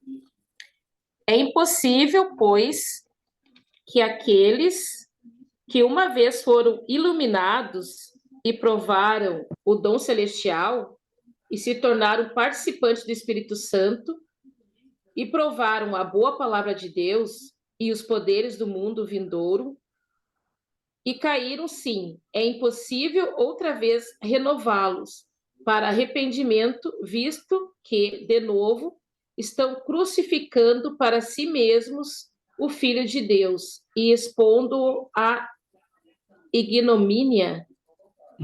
A zombaria. É, Olha só, o autor dos Hebreus está falando de pessoas que participaram da comunidade, que foram iluminados, que provaram, né, dons, se tornaram participantes do Espírito, da palavra, dos poderes, e caíram. Aqui é essa apostasia que ele está falando, que ele diz que é impossível outra vez renová-los para arrependimento, né? Visto que estão crucificando para si de novo o Filho de Deus. Ele está falando de pessoas que voltam a sacrificar, voltam ao judaísmo, estão virando as costas o sacrifício do Filho, sacrifício eterno, definitivo do Filho de Deus, e voltando para o templo lá de Jerusalém, o sacrifício de animais, porque o templo ainda estava em pé. O autor diz que é impossível renovar a salvação para essas pessoas, porque elas estão virando as costas para o Filho de Deus. Eu não sei qual é a linha da comunidade de vocês aí sobre a segurança da salvação, né? Tem um debate, o crente pode ou não pode perder a salvação? Aqui o autor ele deixa claro que se alguém cometer essa apostasia de virar as costas para o sacrifício definitivo, que é Cristo, e voltar para o sacrifício de animais, essa pessoa se torna um apóstata, que é impossível a salvação para ele. Agora, se essas pessoas cometeram ou não, me parece que não, e parece que isso aqui é mais uma advertência, porque lá no versículo 9, ainda do capítulo 6, ele vai dizer assim: quanto a vós, meus amados, ainda que falemos dessa maneira, estamos certos de que coisas melhores os esperam, coisas relacionadas com a salvação. Ou seja, ele está falando de uma maneira muito dura, porque havia esse perigo de voltar para o judaísmo e virar as costas para o evangelho, né? Então ele apresenta essa exortação de maneira assim bem dura e com palavras, né, pesadas, porque isso seria uma apostasia, né, que não haveria perdão, virar as costas para Jesus e voltar a sacrificar, né? assim, ó, prof. Então, no caso, assim, ó, conhece a palavra, né? Já se batizou, tudo, e aí resolve, no caso, não ir mais, frequentar a igreja, e se volta, por exemplo, para a Umbanda. Tipo, saiu da Umbanda, né, no caso, e conheceu a Cristo, tudo, e aí retornou novamente. Então, daí essa pessoa perde, pelo que está aqui, seria mais ou menos, perderia a salvação, é isso? Eu acho que não é bem assim. Eu acho que ele está falando especificamente de sair do cristianismo e voltar para o judaísmo, né? Uhum, Nesse caso, eu não sei assim se ele teria em mente uma outra. É uma coisa que vocês podem discutir até na comunidade, né? O problema é que essas pessoas não se arrependeriam dos seus pecados, porque elas voltariam do cristianismo para o judaísmo. uhum, Agora, se tu quebra, digamos assim, a apostasia, e tu reconhece o teu erro, eu acho que não há por que não haver perdão. Ele está falando de um estado persistente de apostasia, né? hum. É lógico, se uma pessoa sai da igreja e vai para a Umbanda e permanece até o fim da vida na Umbanda, para ela não há mais salvação. A É como, mesma coisa, porque no a caso, mesma. assim, ó, que a gente aprendeu aqui, né, que como se tivesse negado, negou a Cristo, né? Aham, Negou a Cristo, e aí, porque para a gente, uma vez salvo, não perde a salvação, só vai perder a aham. salvação se negar a Cristo, né? E às vezes tem essas questões que a gente fica meio assim, será que. Porque a gente já teve alguns casos aqui próprio na igreja mesmo, da pessoa era da Umbanda, por exemplo, e daí conheceu a palavra e veio para a igreja, e, né? Se converteu. Ou não se converteu, né? Porque se converte realmente é difícil. Aí a pessoa retrocede de novo, né? Aí volta de novo para aquele outro caminho e daí fica meio assim, sabe? Vai e volta, tipo, fica meio perdida. E aí a gente ficou até, eu questionei uma vez o pastor, tá, mas como é que fica em relação à questão da salvação, né? Mas daí entra toda aquela questão, será que a questão da consciência da pessoa, se sabe bem o que está fazendo, se entra essa parte sim também. É meio complicado. O, o que eu diria para ti? Eu vou dar a minha opinião. Acho que, outras coisas mais pessoais vocês podem tratar aí na comunidade com o pastor de você. Eu acho, algumas pessoas até podem dar sinais de conversão, né? E de fato nunca viverem de fato uma conversão genuína, né? Elas se tornam participantes do evangelho, mas acabam de fato voltando para o mundo, né? Eu acho que isso pode acontecer em muitas ocasiões. Então, de fato, a pessoa, como tu disse, André, nunca se tornou uma pessoa cristã de verdade, né? Pode ser esse um caso. O outro caso, até a Confissão de Fé de Westminster, né, ela diz, né, que os salvos podem decair da graça temporariamente, mas não definitivamente, né? Por exemplo, Pedro negou Jesus, né? 3 vezes. Se ele permanecesse negando Jesus, não teria salvação, mas ele retornou, né?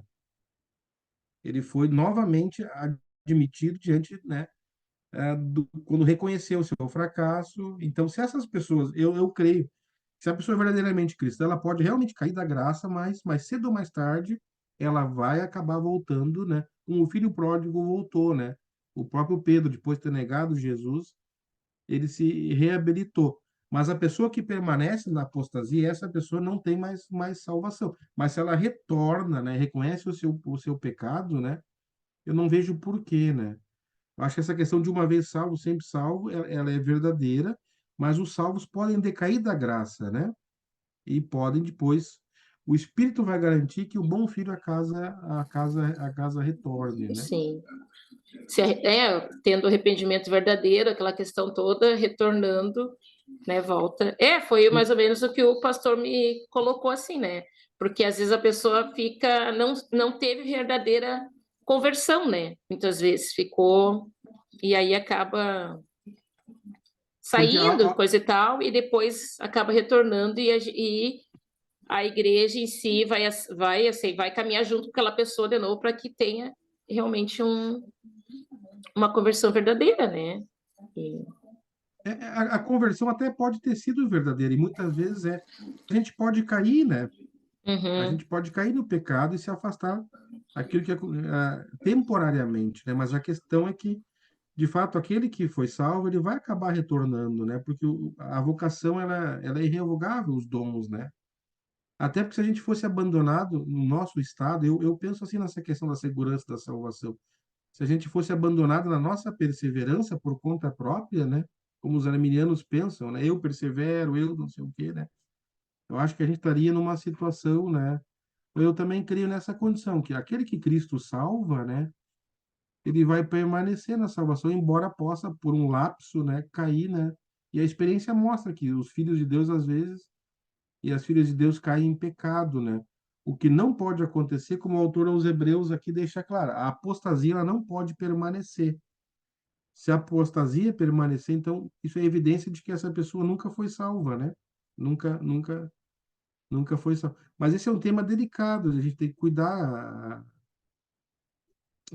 para de fato ver se a conversão é genuína, porque pode ser só uma participação na comunidade. Eu dou um exemplo muito engraçado. Entrar num carro não se torna uma garagem, né? Entrar numa garagem não se torna um carro, né? Entrar numa igreja não te torna um cristão, né? As igrejas estão cheias, né, de Sim, gente sim. que está lá, mas a igreja não está dentro do coração dela, né? E Sim, aí a igreja precisa ajudar essas pessoas a entender a vocação e a seriedade, né? E falando desse negócio na Umbanda, eu conheci há muitos anos atrás, um cara, um ex-presbítero da Assembleia de Deus ali em Canoas, que tinha uma casa de Umbanda. E aí ele disse pro meu pai, eu sei que Jesus é a verdade, mas lá eu consigo me sustentar e ganhar bem. Olha a gente vive um mundo de aí, está entrando quase na área da ciência da religião, mas esse é um caso verdadeiro aqui de Canoas, aqui perto do lado aqui de São Leopoldo, né, de um presbítero que vivia uma situação, né, dizer que sabia que Jesus era verdade, que o cristianismo era verdade, mas não dava dinheiro, o que dava dinheiro era Umbanda, então ele tinha uma Umbanda na casa dele, né? Então é cada sincretismo, né? Mas o autor aos Hebreus aqui tem essa preocupação com esses judeus cristãos, né? E tinha o perigo de retornar para o judaísmo.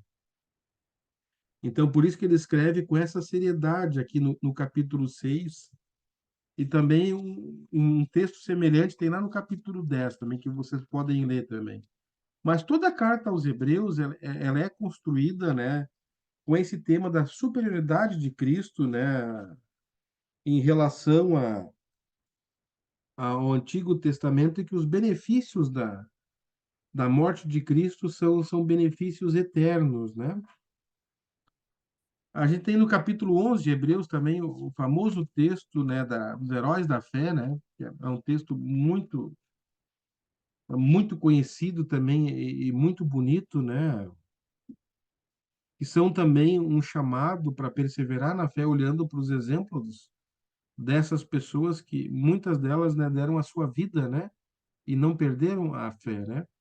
Então, tudo isso tem o objetivo de estimular essas pessoas a pagarem o preço do discipulado, que às vezes o preço do discipulado, da vida cristã, né, não é tão fácil, né? Às vezes o discipulado tem o seu preço, é de fato aquilo que Jesus disse, né?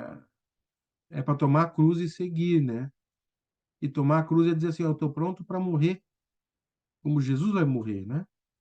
É pagar, às vezes, um alto preço, né, da vida cristã. Mais alguma coisa em relação aos Hebreus que vocês queiram comentar também?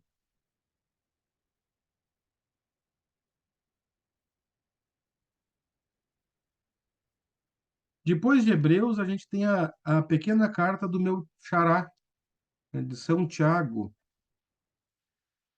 É uma carta muito interessante também, e ela é atribuída a Tiago, irmão de Jesus, né? Que parece que se converteu após a ressurreição de Jesus e foi uma das lideranças da comunidade de Jerusalém. Então, Tiago tem muitas semelhanças com o Evangelho de Mateus, né? Se vocês fizerem uma comparação, lerem com atenção a carta de Tiago, vocês vão verem que tem ah, muitos elementos e muitos paralelos com os textos de Mateus, palavras de Jesus que foram preservadas, especialmente no Evangelho de Mateus, né? Uma das ênfases interessantes de Tiago tem uma questão muito interessante em relação aos ricos, né? Ele enfatiza muito os perigos da riqueza e a necessidade de ajudar os pobres e os irmãos em necessidade, né? É uma das cartas no Novo Testamento que enfatiza mais a questão da pobreza, né? E a necessidade de ajudar o próximo e a próxima. O Tiago enfatiza muito também, num texto muito famoso, a necessidade da fé, né? Que a fé sem obras é morta, no capítulo 2, versículo 14 e seguinte, né? E aí, muitas vezes, isso foi lido em contraposição à doutrina de Paulo da justificação pela fé, né? Que Paulo estaria falando de uma justificação sem as obras, e Tiago estaria insistindo no contrário, né? Em uma justificação pelas obras. Mas, do meu ponto de vista, eles estão tratando de assuntos, do mesmo assunto de perspectiva diferentes, né? E que no final da história o Tiago concorda com Paulo e o Paulo concorda com o Tiago. No sentido de que para os dois, tanto para Paulo quanto para Tiago, a fé precisa redundar em obras, né? E para Paulo também, a justificação diante de Deus para Paulo, ela não precisa de obras, é independente das obras, sejam as obras da lei ou qualquer obra. Mas uma pessoa justificada, ela precisa evidenciar isso em obras. Então, se não há obras, há boas obras que decorrem da fé, isso é uma evidência de que a fé da pessoa é uma fé morta, não é uma fé verdadeira. Que é o que a gente estava falando antes, né? A ideia de que um cristão, uma cristã genuína, ele precisa gerar o fruto, que da perspectiva de Tiago são as boas obras, né? Se não há boas obras, se não há uma vida que evidencia a salvação, não há uma fé verdadeira.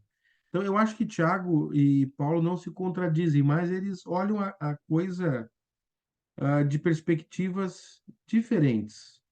E aqui Tiago está enfatizando muito a necessidade de obras. Talvez o contexto dele exigia essa ênfase, né?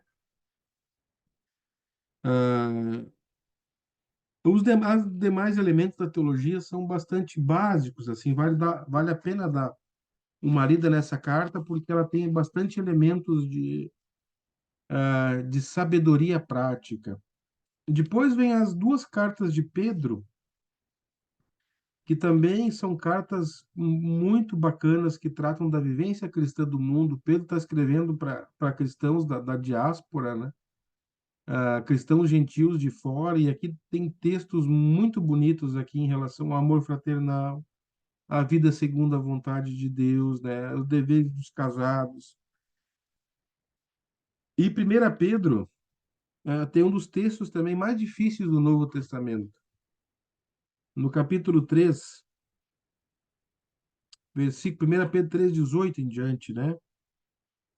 Pois também Cristo padeceu uma única vez pelos pecados, o justo pelos injustos, para conduzir vocês a Deus, morto sim na carne, mas vivificado no Espírito, no qual também foi e pregou os espíritos em prisão, os quais no outro tempo foram desobedientes, quando Deus aguardava com paciência nos dias de Noé, enquanto preparava a arca, na qual poucas pessoas, apenas 8, foram salvas através da água. O batismo que corresponde a isso agora também salva vocês, não sendo a remoção das impurezas do corpo, mas o apelo por uma boa consciência para com Deus por meio da ressurreição de Jesus Cristo, que depois de ir para o céu está à direita de Deus, ficando ter subordinado anjos, potestades e poderes. O grande debate é quem são esses espíritos em prisão? E quando Cristo pregou para eles, né? Então, esse aqui é um dos textos mais enigmáticos do Novo Testamento. Alguns vão dizer que na verdade, aqui Pedro está falando que Cristo teria pregado por meio de Noé para a geração que morreu no dilúvio e agora aguarda a condenação eterna, né? Outros entendem que Cristo aqui foi a pregação que Cristo fez aos espíritos, né? Após a sua morte. Alguns vão dizer durante a morte e a ressurreição, e outros vão falar que foi a pregação de Cristo aos espíritos durante a sua ascensão, declarando a sua vitória, né? Como Pedro fala aqui, né? Sobre anjos, potestades e poderes, né? É um texto difícil de interpretar e não há consenso ainda na pesquisa. Tem um comentáriozinho de 1 Pedro, do N. Gruden, publicado pela Vida Nova, onde ele analisa, apresenta uma boa análise das interpretações existentes desse texto, mas ele vai na linha de que se trata da pregação do Cristo pré-existente por meio de Noé. Também aqui em 1 Pedro tem, logo na sequência, né, 4 e 6, né, tem um outro texto escabroso que pode estar vinculado com ali o texto de 1 Pedro, né, 3:18 em diante. 1 Pedro 4 e 6, pois para este fim o evangelho foi pregado também a mortos, para que mesmo julgados na carne, segundo os homens, vivam em espírito segundo Deus, né? O falecido Champlain tem uma enciclopédia bastante conhecida aí popularmente do Brasil e tem também um comentário, né, da Bíblia toda, né, o Antigo Testamento versículo por versículo e o Novo Testamento versículo por versículo.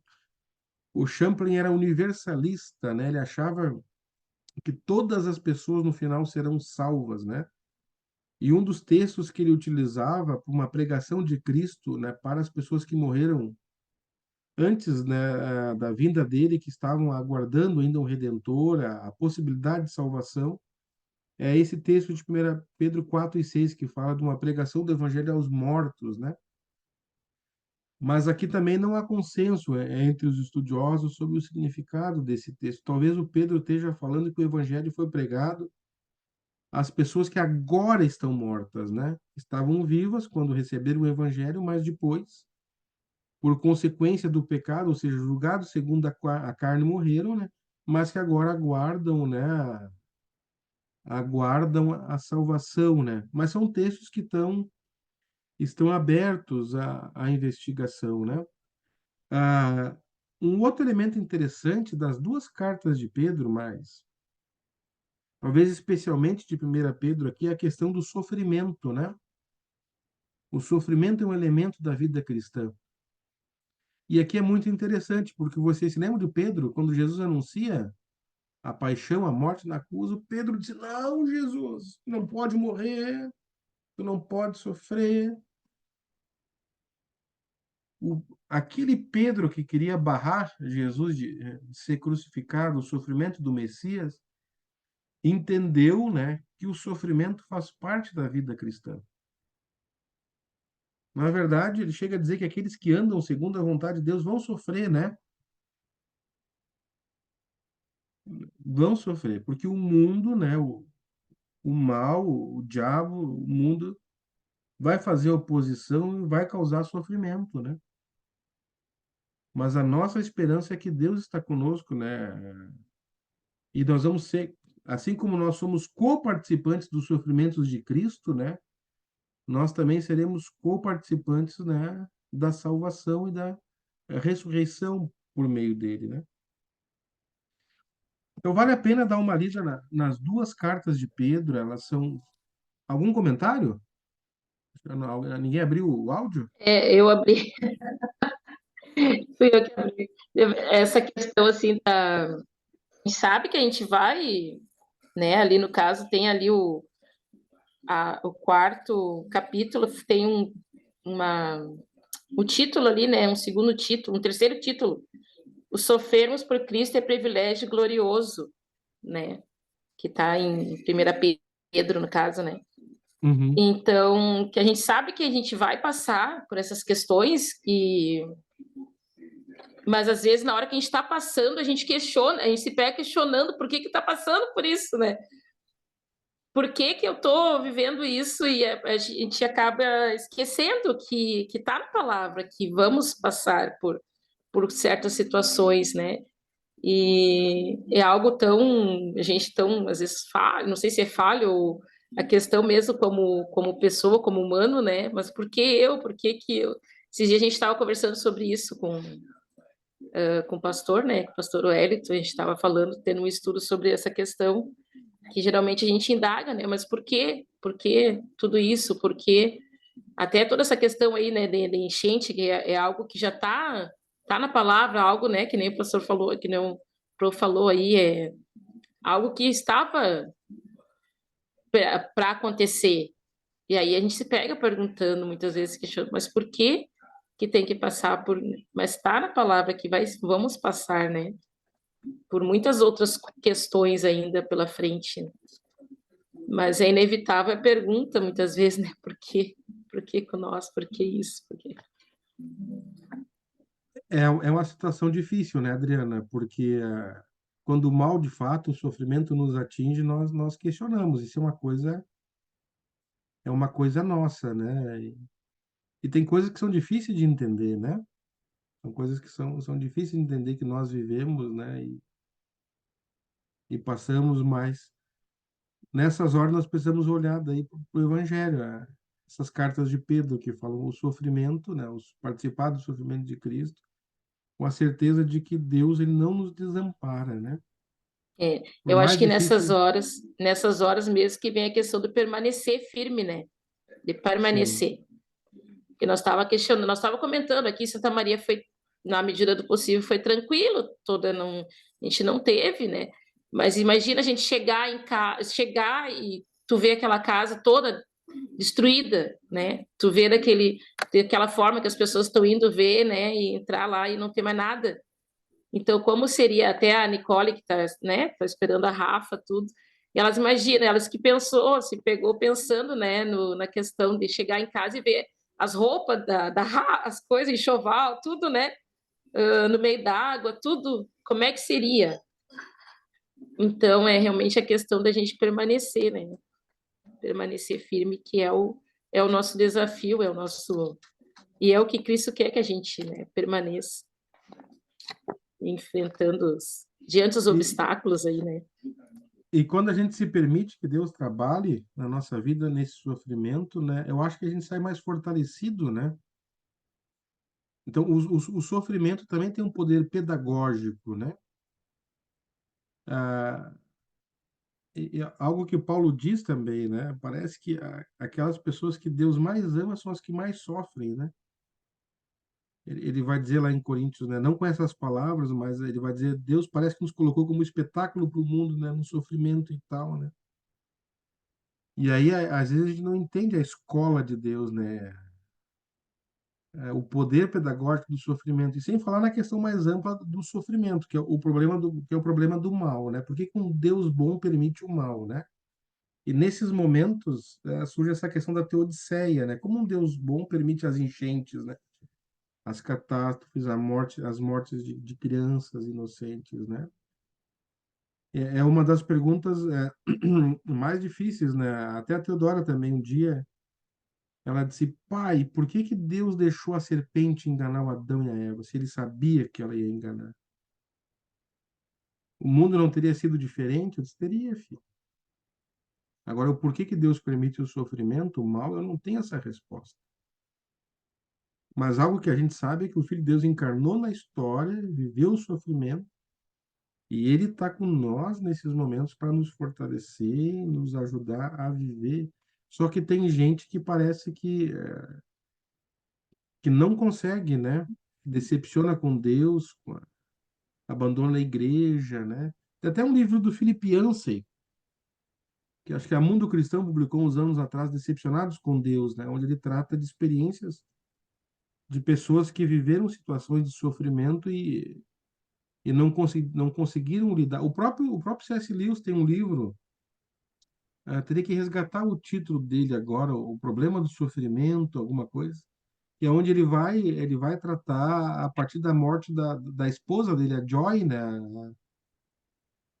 Na verdade, é um livro bem bacana, né? Acho que o problema do sofrimento, vocês podem pesquisar aí o tema, o nome do C.S. Lewis com... O C.S. Lewis tem uma história bem bacana, se vocês conhecem, ele foi um solteirão, né? E aí ele tinha a Joy, que é uma americana que precisava basicamente, de um casamento para ganhar a cidadania britânica e viver na Inglaterra. E aí ele acabou aceitando de ter um casamento de fachada com ela para estender a cidadania para ela. E se afastaram. E aí ela ficou doente. Ela teve câncer e tal, e ela estava no hospital muito mal. E aí ela tinha um filho, né? E aí eles se aproximaram e acabaram se apaixonando. E aí ela teve uma leve melhora, e eles viveram daí um casamento daí por um período de tempo, e depois ela faleceu, né? E aí nesse livro ele vai tratar o sofrimento e o luto dele, né, pela morte da esposa dele. É um livro bem bacana. E tem um livro, tem um filme também, Ah, tem um filme. não, só ia Fala, comentar, Marcos. eu localizei ele aqui, né? É o problema de sofrimento, né? Uma capa preta com uma folha e um pinguinho. Pode ser, eu não me lembro bem da capa, mas o título é esse aí. E tem um filme dele, um filme mais antigo. Quem interpreta o C.S. Lewis é o Anthony Hopkins. Hum. Tem sombras no título do livro, do filme. E daí é muito bacana porque é um filme bem bom que conta a história, a vida do C.S. Lewis. Até o pessoal comenta que ele perdeu a virgindade de sessentão, quando ele encontrou a Joy, porque até então disse que nunca teve interesse, né, de viver, sempre foi muito feliz solteiro com os livros e dando aula, né? E aí, talvez o grande momento de luto que ele viveu, de sofrimento, foi quando daí se apaixonou de fato pela Joy, consumaram o casamento, viveram um tempo juntos.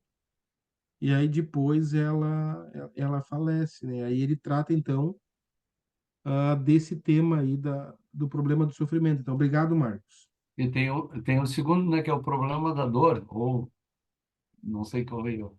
Eu também não sei a ordem, mas é outro livro, eu li muitos anos atrás dele também. São temas assim, quem gosta de trabalhar com aconselhamento pastoral ou vai lidar com capelania hospitalar, o Hélio que trabalha na capelania também da base, são temas que vão surgir, o problema da dor e o problema do sofrimento. E as pessoas perguntam para a gente, né, como a gente vê essas questões. E são questões extremamente interessantes, né, de se trabalhar e se refletir de uma perspectiva cristã, né? E aí tem um outro que trata do luto, né? A anatomia de uma dor, um luto em observação também dele. A minha esposa trabalhou no TCC dela, na teologia também, né, o tema do luto. Ela usou esse livro, que é um livro bem bacana, né? Como lidar com o luto, né? Que é uma coisa que a igreja utiliza bastante, né? Em certas ocasiões, né? E aí, então, 1 Pedro e 2 Pedro nos ajudam muito a questão do sofrimento. E aí depois, na sequência do cânon, vem as cartas de João, que a gente já deu uma olhadinha já, quando falou da literatura genuína. E por fim a gente chega na pequena carta de Judas também. A pequena carta de Judas é muito interessante porque ela também é provavelmente de outro irmão de Jesus, né? É que ele se apresenta só como servo de Jesus e irmão de Tiago, né? E ele tem aqui um versículo muito emblemático, né? Sobre perseverar na fé, né? Ele começa lá no versículo 3: Amados, quando eu me empenhava para escrever-lhes a respeito da salvação que temos em comum, senti que era necessário corresponder-me com vocês para exortá-los a lutar pela fé que uma vez por todas foi entregue aos santos, né? E ele começa a entrar aqui o tema da libertinagem, né? E falsos ensinos que se entraram na comunidade, né? Ao ele escreve, né? Que é uma comunidade desconhecida, talvez alguma comunidade predominantemente judaica. Mas esse tema ele é muito bonito, o tema da ortodoxia, a necessidade de preservar o ensinamento do evangelho, né? Em primeiro lugar, o evangelho ele é um caminhar com Cristo, né? Ele é um caminhar correto. Tem o Enio Miller, o professor aqui da Este, ele tem um livrinho Teologia Cristã em Poucas Palavras, onde ele fala muito de uma ortopedia, um caminhar correto. Às vezes a gente se preocupa muito com a ortodoxia, com discussões teológicas de elementos secundários, e faz de elementos secundários, né, um divisor para a comunhão cristã. Temas de escatologia, do milênio, por exemplo, tantos outros temas que às vezes as pessoas acabam perdendo tempo demais debatendo em coisas que não se tem certeza, né? E o N. Miller coloca que talvez o mais importante é um caminhar correto no Evangelho do que ter uma teologia perfeita, né? Porque ninguém vai ter uma teologia perfeita, nem uma igreja, nem uma pessoa. Mas, por outro lado, a gente não pode abrir a mão de uma ortodoxia, de uma doutrina correta. Quem é o Jesus que nós seguimos? Qual é o evangelho que nós pregamos? Eu tive uma amiga que era espírita e ela se dizia que era cristã, mas o Jesus que ela dizia conhecer era diferente do Jesus dos evangelhos e do Jesus do Novo Testamento. O Jesus que ela dizia conhecer, que ela era cristã, era um espírito evoluído, né? Então, nós precisamos de uma ortodoxia, né? Crenças fundamentais, que é a ênfase central aqui dessa pequena cartinha aqui de Judas, né? Por isso que ele enfatiza muito esse perigo, né, da idolatria, né? E ele aponta também, tem um elemento escatológico também para a vinda de Jesus, né? Quando ele vai vir para julgar todas as coisas. E a cartinha termina com uma bela doxologia, né? E o Deus que é poderoso para evitar que vocês tropecem e que pode apresentá-lo diante da sua glória com grande alegria. A este que é o único Deus, nosso Salvador, mediante Jesus Cristo, Senhor nosso, sejam a glória, a majestade, o poder e a autoridade diante de todas as eras, agora e por toda a eternidade. Amém. Que é uma das doxologias mais bonitas do Novo Testamento, né? Nesse sentido, pegando essa linha aqui, a nossa vida precisa ser doxológica, né? Para a glória de Deus, para a glória do seu Filho, né? O desafio a partir dos nossos pequenos comentários aqui sobre o Novo Testamento é que a gente possa mergulhar cada vez mais, né? No estudo da palavra de Deus e da riqueza, né? Que se revela a partir da leitura, do estudo, né? Procurar sempre conhecer mais. E eu quero abrir para a gente conversar ainda. Eu sei que já está bem adiantado, 21 e quase 21h50. Se alguém tem algum comentário, alguma consideração.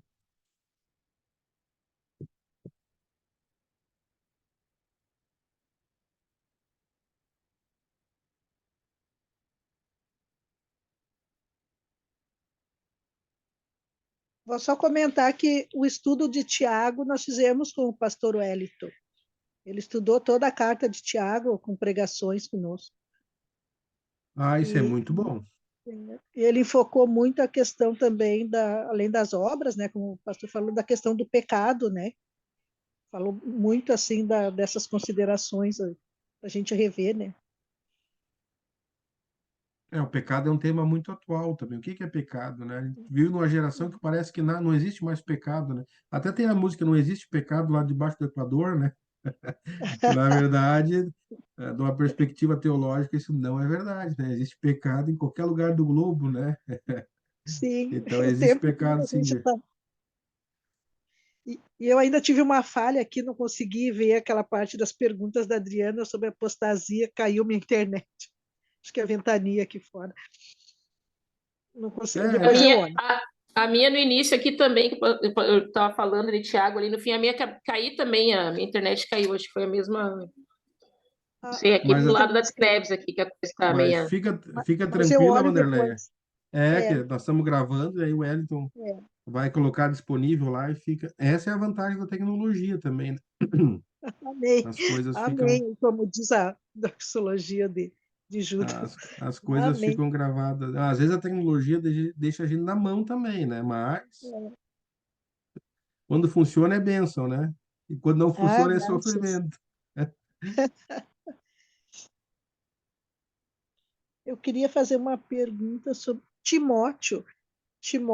Eu não sei se tu comentaste alguma coisa de Timóteo. Não, a gente acabou pulando aqui. Ah, tá, tá. Então tá. Mas Eu pode achei que fazer tivesse pergunta. saído. Não, Tem alguma não. pergunta? Não, era só isso, era essas considerações. As duas, o Paulo, além das cartas às igrejas, ele tem essas três cartas que são endereçadas a jovens pastores, né?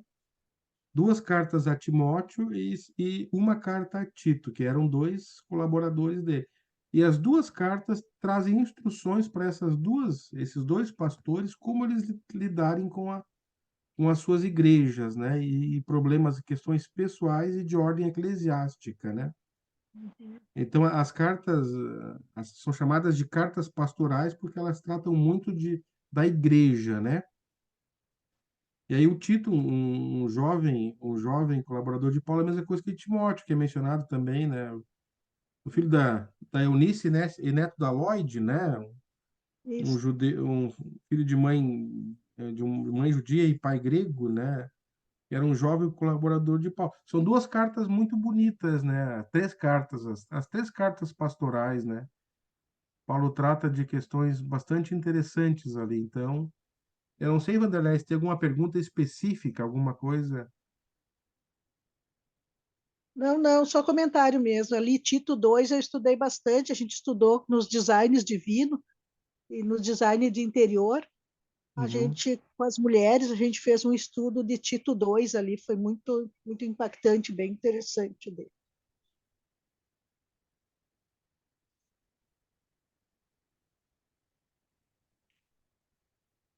Então, se não houver mais comentários, nós vamos encerrando a nossa aula de hoje. O Wellington, então, vai disponibilizar depois a gravação e ele vai passar orientações no decorrer da semana para a semana que vem. Daí, agradeço a atenção de vocês, a paciência. É uma alegria sempre estar com vocês, conhecendo mais pessoas da família de Deus, né?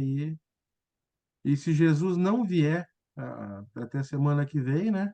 A gente se encontra, né? E se ele vier, a Verdade. gente também se encontra, né? Mas não Se mais, encontra também, amém. não Amém. mais, não mais aqui. Daí vai ser, eu acho que vai ser bem melhor daí, né?